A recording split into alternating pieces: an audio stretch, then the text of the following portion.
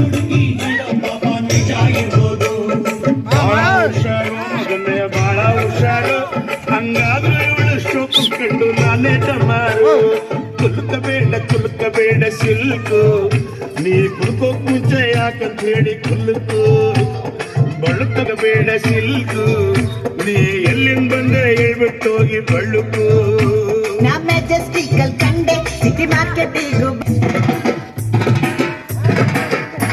ಈ ಶ್ರೀರಾಮಪುರದ ಹುಡುಗಿ ಎಲ್ಲ ಸಂದಿಗೊಂದಿ ಹುಡುಕಿ ತನ್ನ ಸುತ್ತಿ